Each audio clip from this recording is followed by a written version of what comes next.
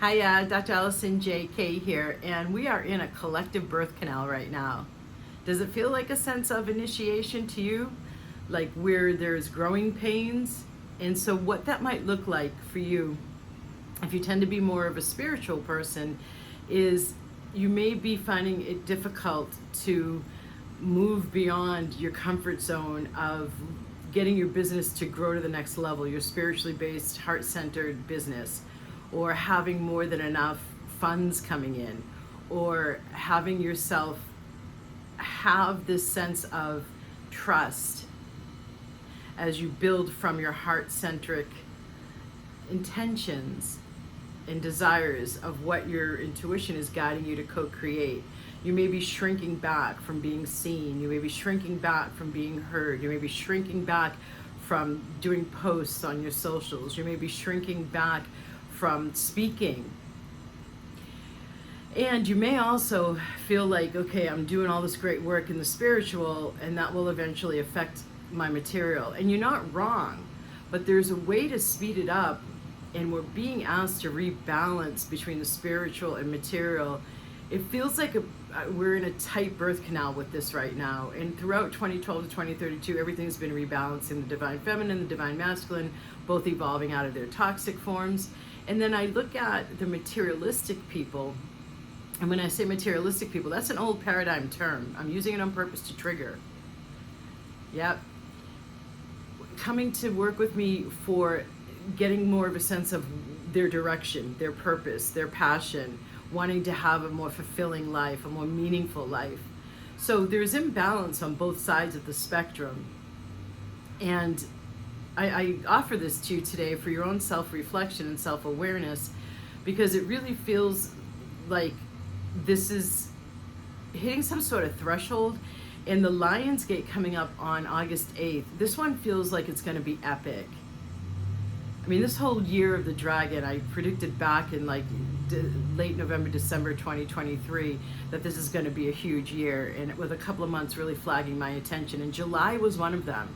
This is a really, really lucky month, as some of you who may have seen my video on July have heard me say. Jupiter's doing all sorts of great things. There's some alignment with the luckiest star in it, and I could go on about like the influence of Sirius, which is a very, very spiritually guiding star. It meant a lot to the people in the Nile, because it symbolized, amongst many other things, the Nile flooding and a ripe, resplendent, abundant harvest. But you'll notice that in that ancient wisdom and ancient culture, there was a balance of the spiritual wisdom that becomes increasingly accessible when Sirius is really influencing us, the star system Sirius, or AKA the dog star. So the higher self is receiving a lot of codes and keys to advance, and you may be hearing more intuitively. And if you're not, create some more space and time so that you can get out in the sun too. And then on the material level, it's what I just said, the Nile flooding representing a great harvest, an abundant harvest. So there is this fear I've seen recently of the more spiritual people who have now found, they've now established their business. It's a heart-centric business. They've left their job maybe back like in 2016, 2018, maybe post-COVID, immediately after COVID, and they've taken their side gig full-time. That's more heart-based. And yet I see this, like, how do I say this? There's this whole host of the most common blocks I see that spiritual people have towards allowing prosperity into their lives. And yeah, you could go into the whole deservingness, worthiness thing, but it's not just that. It's simply the preference of the comfort zone. As long as I'm taking care of my spiritual self, the material will take care of itself. And there is definite resonance of truth to that. You follow your heart, you follow your guidance, the universe will provide all the resources as you listen to your guidance and implement one action step that's inspired from the guidance. You listen to more guidance, another action step, right? Always asking questions, checking in, and one step at a time, even though they can be big jumps. What I'm meaning to say is it's an organic, follow the breadcrumbs kind of process, right? And so I see when it comes to the stepping out, when it comes to invoking money, invoking prosperity for spiritual people, there's like this shying away. And I was recently watching something about Jesus and seeing about how, some of the things that he said about the poor and the meek inheriting the earth, and some of the acts he did around money.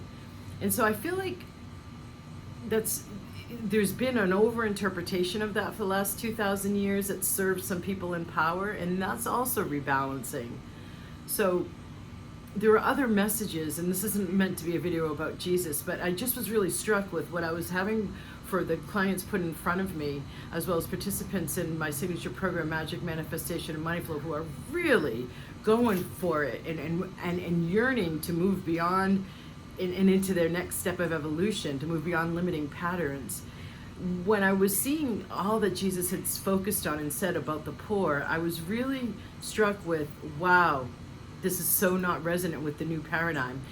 And his overall message, obviously, of the Christ consciousness is in great part what's coming through more, the genuine essence, almost like sonar, vibratory is what I mean when I say sonar, essence of the unity and the golden light.